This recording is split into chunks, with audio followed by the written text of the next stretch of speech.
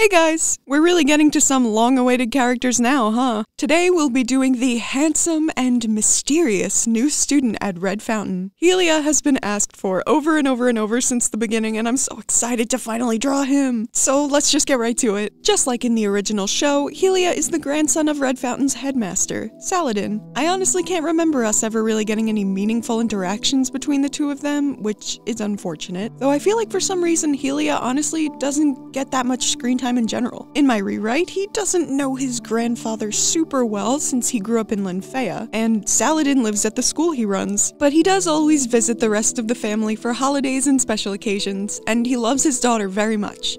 So Helia's mother's father is the head of one of the most prestigious schools in all of Magix, but his other mom's dad is just a nice old man who runs a bookshop. Helia is both of their biological son, and I think it might be fun if it actually wasn't done with magic, but with medicine the same way it would be done on Earth. Like, imagine Bloom's reaction. Oh, so you were born using magic. Oh, that's so cool. No, actually they used bone marrow. My cousin was born using magic though. Yeah, just because there's healing spells doesn't necessarily mean there wouldn't be a need for traditional medicine at all. I mean, I don't know if I'm making things more or less complicated by doing that, but I feel like I just can't have magic be the only way to perform medicine. It just seems too easy. There has to be things magic can't do, right? And ways they can be like incorporated together and stuff. I think that's cool. Anyways, one of his moms is from Linfea, but his other mom, Saladin's daughter, moved there when they got married. It's where Helia grew up, and he loves Linfea. He wouldn't want to have grown up anywhere else. He loves his culture, the emphasis on nature that comes with being the home of the sacred garden of the mother dragon, the beautiful scenery everywhere you look, the sense of community across every part of the province. He's actually from the same part of Linfea as Flora. The two did meet a few times as kids at the playground and stuff, but Helia was a much different person back then. And when they meet again as adults, she doesn't recognize him. I mean, she remembers the kids she played with back then, but he's changed a lot. His voice is much deeper, he's gained a new sense of self-confidence, changed his hair, and, well, he's looking quite handsome. He's also a he, because my Helia is trans-mask. Transgender people are for the most part fully accepted on the planet Magix as a natural part of the variety of ways people exist in the world. As it should be. They are a beautiful part of the Mother Dragon's creation and are just normal. Of course, there's like fringe weirdos, probably in Heraklion, but who cares about those people? We love and cherish all of our queer siblings on this channel in case you had any doubts for some reason. And just so you know, gender actually plays a bigger role in this story than it may currently seem, so bear with me, okay? I know it's something you guys have brought up a lot in the comments, and I want to talk about it so bad, but I'm really trying not to spoil this stuff I have planned. After graduating high school, Helia decided to take a year off to travel and see the world and make art and just live before he would have to resign himself to following family tradition and attending Red Fountain. The school almost feels like part of the family at this point, with everyone having their own stories about their time there. Now he's hoping it'll be a smooth 4 years for him, and he can just get this over with to satisfy his family. Unfortunately, they kind of expect him to take over as headmaster after Saladin retires, so now he has to grapple with that. In the original show, Helia is apparently Japanese, which is not something I ever realized as a kid for some reason. For my redesign, he's mixed. Japanese on Saladin's side and American Indian from his other mom who was born in Linfea. Well, I mean, obviously he's not either of those. You guys know the deal. It's just like, it's like the magical equivalent. It's just visually. I specifically referenced Boo Boo Stewart when drawing him, who is Japanese and Blackfoot Native American, as well as Chinese, Korean, Russian, Scottish, and of course, Agrabah.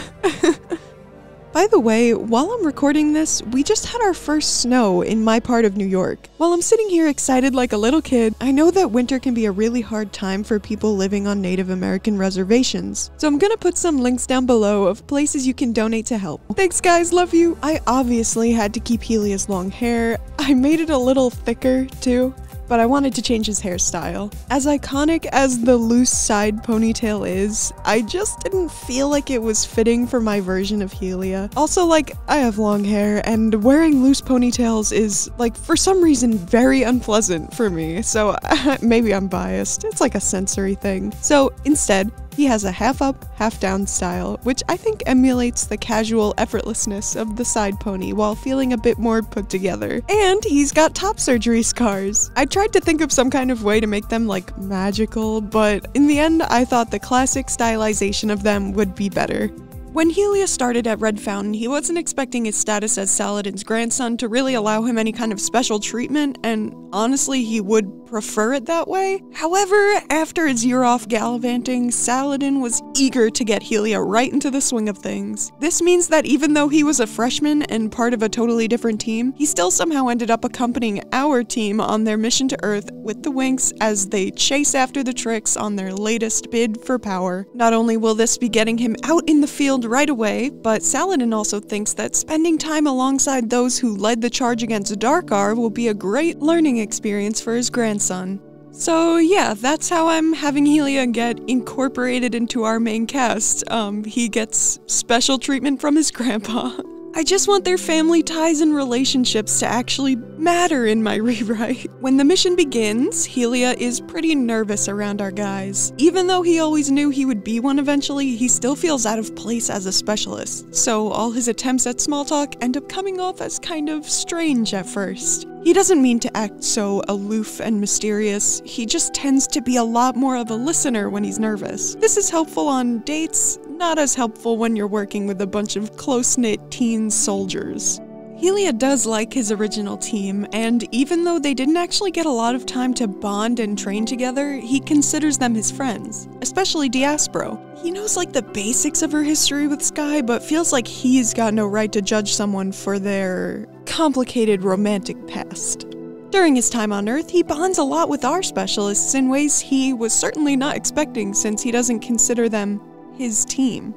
Sky is the first to try to open a dialogue with him one-on-one. He knows how it feels to be the heir to a great legacy, especially when you aren't quite sure you even have the capacity to live up to the shoes you're expected to fill. He falls into a natural rapport with Timmy, as both of them are trained pilots. Timmy also appreciates his relaxed demeanor and his soft heart. He feels like he can take a deep breath when he's with Helia. You may expect Riven to take the longest to warm up to him, but he actually seems pretty chill with Helia. He's a bit annoyed about the nepotism, sure, but Helia has made it clear that he didn't want any of that. Eventually, he breaks the ice by asking about how Diaspro is doing. Curious since he's spent that time in the dungeons with her in Season 1, and then both of them got to have a fresh, non-judgmental start with a new friend. It's actually Brandon who takes the longest to warm up to Helia, which feels weird to him because he's usually the guy who can get along with anyone.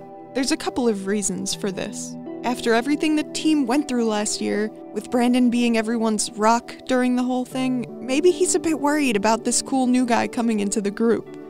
And Helia seems to have natural talent as a specialist, without even wanting to be one.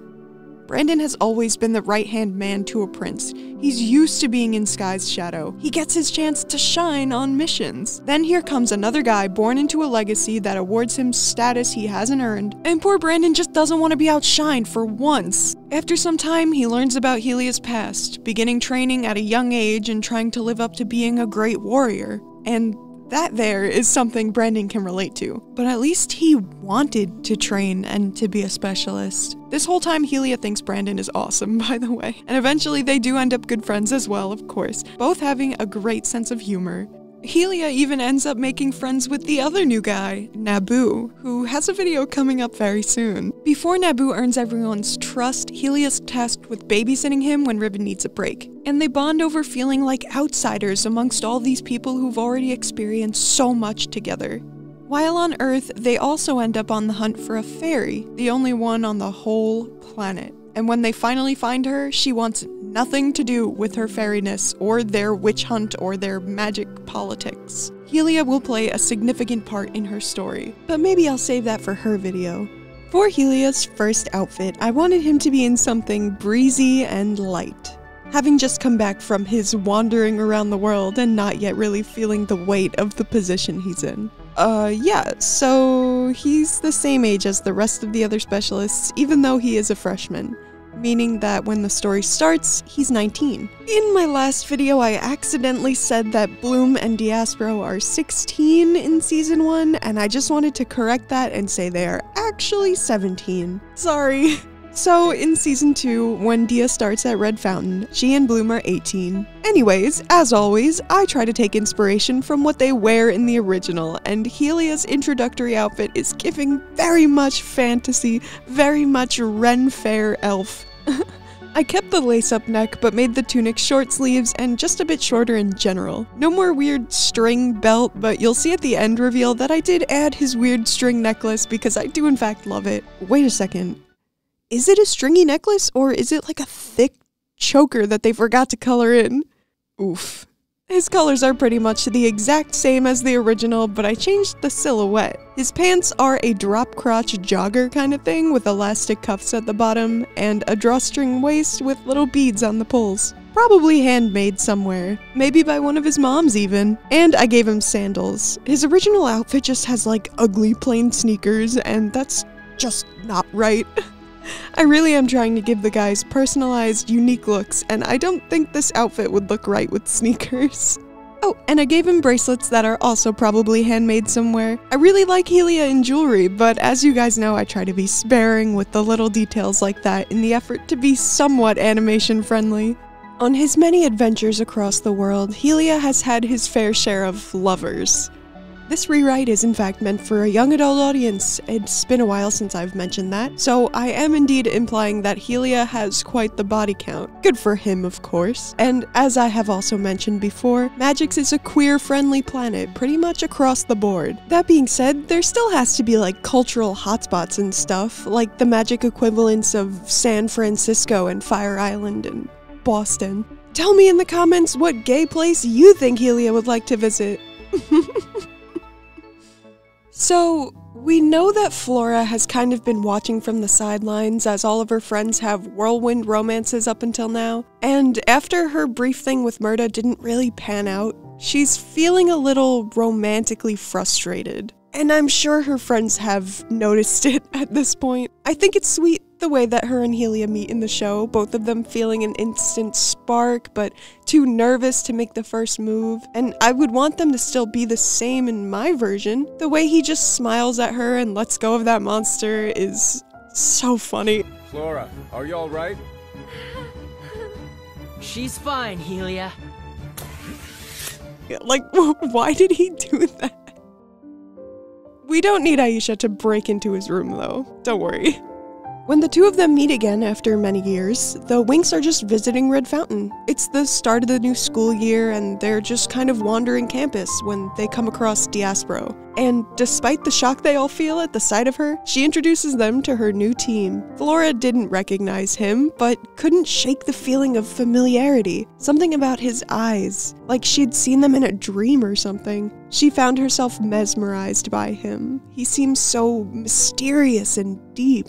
Like something straight out of a romance novel she's read. He draws, paints, writes poetry, and seems to understand the world in a way she finds profound. She's also impressed by his travels and knowledge of other cultures and places, since she always had to stay close to the garden for her training and stuff, so she hasn't really had a chance to go to too many new places.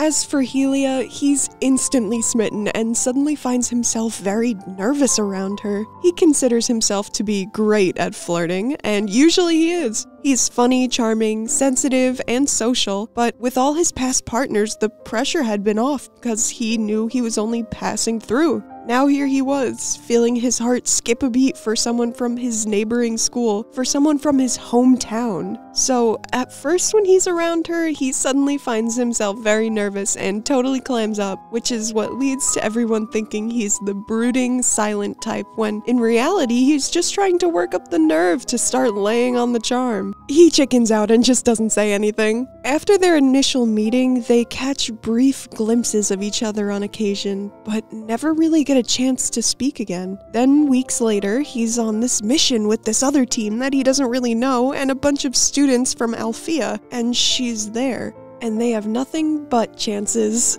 Since she already missed out on a whole season of romantic shenanigans, I really want Flora and Helia to have just the most storybook romance one ever did see. Just really laying it on thick.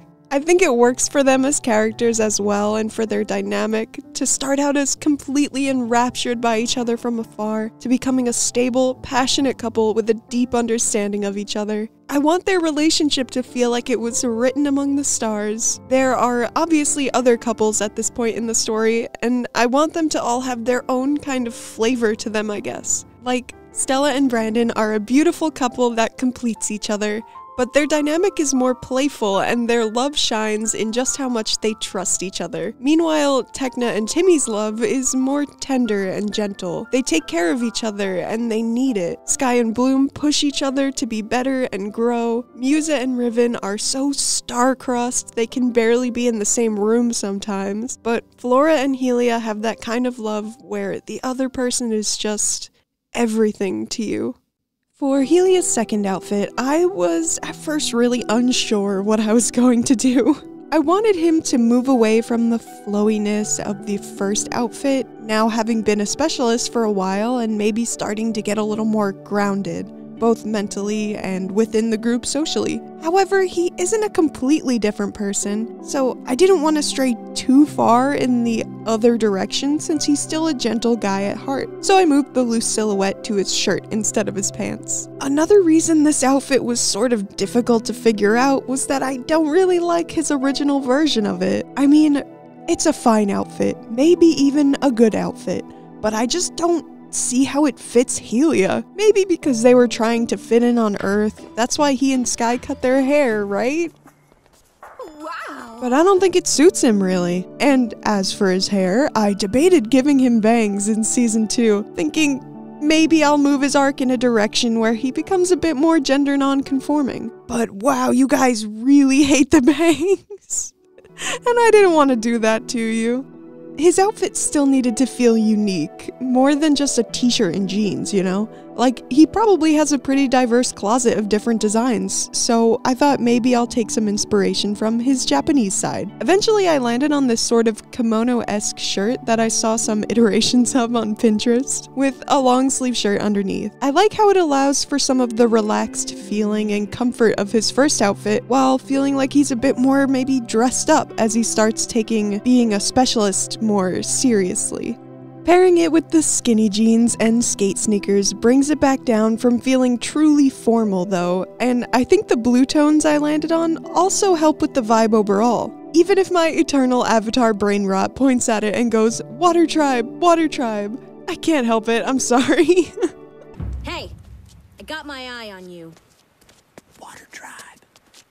In the original show, Helia doesn't have magic, even though his grandfather is famously a powerful sorcerer. He is also one of the most popular specialists for fans to change to being a fairy, so to me, I guess I've always associated him with magic, even though he himself never had any. Probably also because his specialist weapon may as well be magic, but more on that later since I changed it anyway. So, I'm not making Helia a full-blown fairy, of course, because there are no guy fairies in my rewrite at this time in the story. They'll be sort of like a grand finale treat. And Helia is a guy. Yes, he is trans, but he's still a guy. On Magix, gender is sort of an innate thing within a person, having to do with whether or not you have a spiritual connection to the mother dragon. That's just how it is. So even if Helia didn't realize for some reason that he was a trans man, he would never get wings. And lots of cis women don't get wings either. That's why there's a whole other form of magic that circumvents the need for them in the first place. Helia does know a little bit of that magic. He knows some basic stuff that would help with backpacking across the world, basically. Stuff like light, heat, temporary energy boosts, simple things. But he isn't really a scholar of the form like his grandfather who taught him the spells. This is all witch magic, by the way. If it isn't fairy magic, it's witch magic, despite what warlocks and sorcerers may tell you. Helia doesn't mind being called a witch though. He's had plenty of interactions with witches from all over the place, and he knows how hard they work to harness their magic effectively. Even if the few things he knows seem to come easy to him. But I mean, those are the spells he likes. He says they even feel good to cast. His grandfather has a much tougher time trying to teach him stuff like transforming or levitating. He just doesn't seem to care about them. According to Saladin, Red Fountain was founded by their ancestors many generations ago, soon after Valtor's first rampage across magics. Since then, there have been only a few headmasters that weren't a direct descendant of the original founder. The pressure Helia feels to continue this legacy is immense, despite his lack of enthusiasm about it. In the original show, Brandon describes Helia as a pacifist. He's a real pacifist. And his specialist weapon being designed to capture and subdue rather than maim is, I think, another way to show this. For my version of Helia, I think he wants to be a pacifist, and would be if he could, but he knows how much fighting he's going to have to do and must be realistic about that. So he tries to minimize any kind of collateral damage instead. Doesn't even like to get his hands dirty. The weapon I gave him is specialized and allows for this kind of precision. Generally, it is a bolus. The crystals at the end are weighted, and usually he just uses it to ensnare his targets at the ankle. I was wondering what I could do to make his weapon more in line with the Phanto blades that are more common for specialist weapons. So I decided that the 3 weights can bind together temporarily, turning the bolus into a meteor hammer that can deliver a crazy blow to an opponent. This is a weapon that is probably not assigned to many individuals at the school. But it works for Helia because it's something that not only functions as restraints, but requires restraint to function. Helia is a very level-headed person and able to know when to hold his punches and when to crank up the power. He is someone that can be trusted to use it responsibly. I mean, have you guys seen a meteor hammer in action? They're terrifying. There's one guy I see on TikTok all the time that just obliterates anything he targets with it. It's crazy.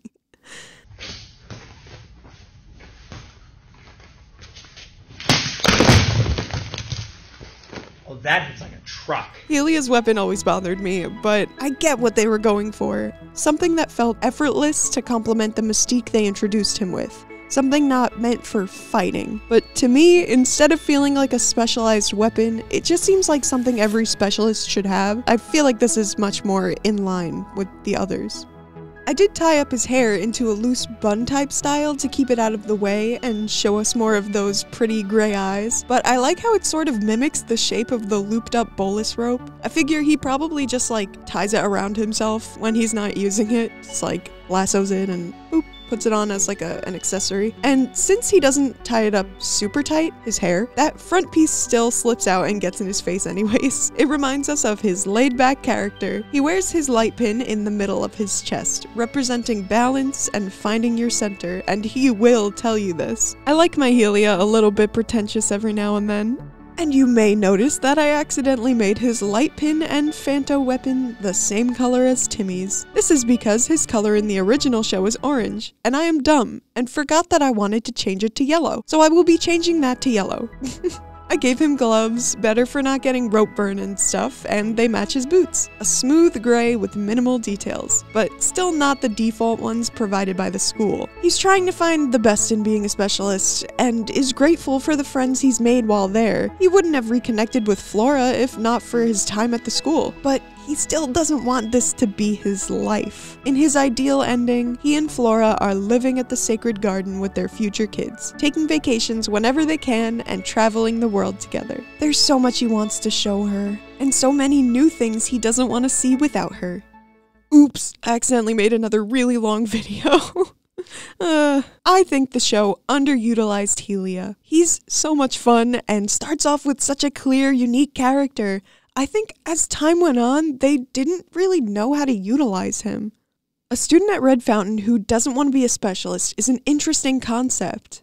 And I think that in my rewrite, him being friends with Diaspro, a fairy who doesn't care about being a fairy and wants to be a specialist herself, is a fun way to play with that.